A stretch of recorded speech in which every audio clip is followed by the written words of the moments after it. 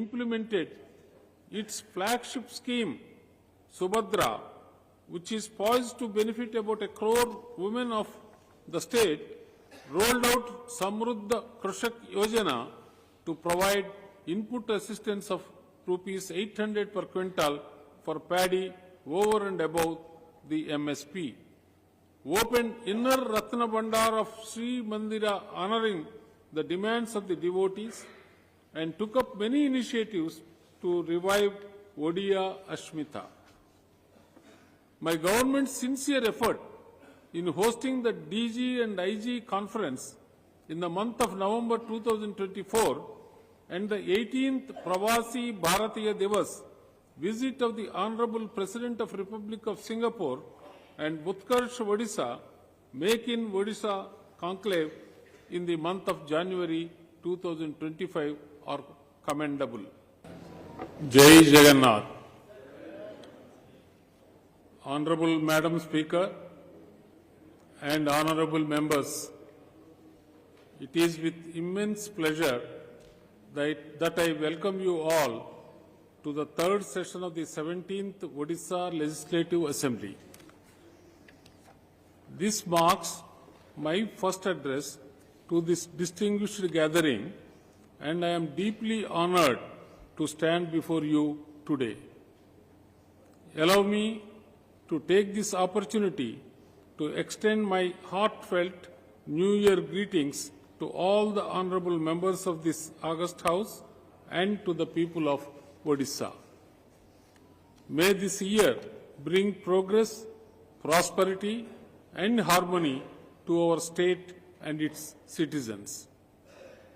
This august House has expressed its deep condolences on the sad demise of late Samir Dey, ex-minister, late Surendra Mohan Maji, late Ashwini Kumar Guru, late Daneshwar Maji, late Makaradhwaj Pradhan, late Niranjan Pradhan, late Utkal Kesari Parida, late Purna Chandra Maji, all former members. I request all honorable members present today to join me in paying tribute to late Dr. Manmohan Singh, ex-Prime Minister of India, late Vijay Kumar Mohanty, late Sadan Nayak, all former members. The House may convey our heartfelt condolence to the bereaved families of the departed souls. Odisha is a canvas of unparalleled beauty and enduring legacy where every sunrise carries the promise of harmony and hope. Beneath its rugged hills lie a vast treasure trove of precious minerals, the silent testimony to its industrial might and economic promise. Above ground, the land bursts forth with vibrant life, a series of stunning beaches in the lap of Bay of Bengal, rocky mountains that rise like poetry in stone, and serene temples and monuments that whisper tales of a rich and glorious heritage. The people of Odisha are our greatest asset. Our artisans weave magic on stones and textiles. Our farmers sculpt life from the earth.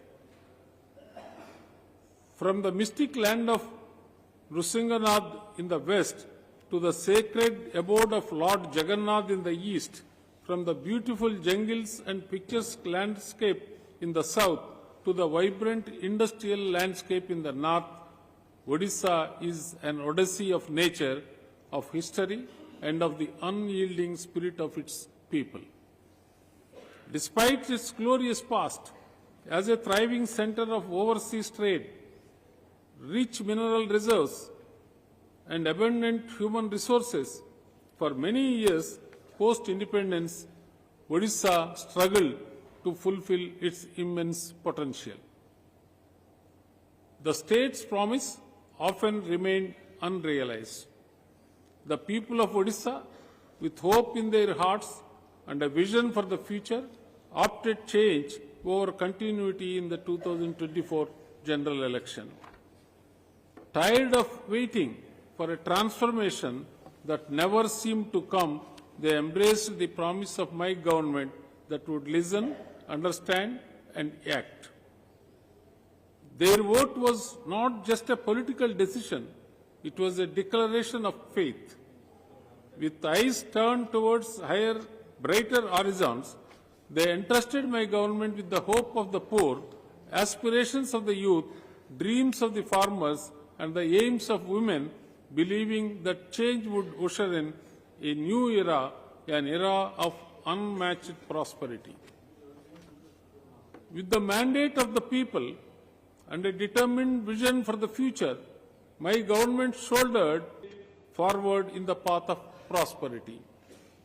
With the mantra of empowering the Gyan, G-Y-A-N, that is Garib, Yuva, Annadata and Nari Shakti, my government presented its first budget in this August House in July 2024, a budget that is in line with the principle of Sabka Saath, Sabka Vikas, Sabka Vishwas and Sabka Prayas. It's been just 8 months of assuming responsibility, and during such a short span of time, my government has taken various landmark decisions, launched numerous schemes, and hosted several programs in the interest of the state and the nation. My government implemented its flagship scheme, Subhadra, which is poised to benefit about 1 crore women of the state, rolled out Samruddha Krishak Yojana to provide input assistance of Rs 800 per quintal for paddy over and above the MSP. Opened inner Ratna Bandar of Sri Mandira honoring the demands of the devotees and took up many initiatives to revive Odia Ashmita.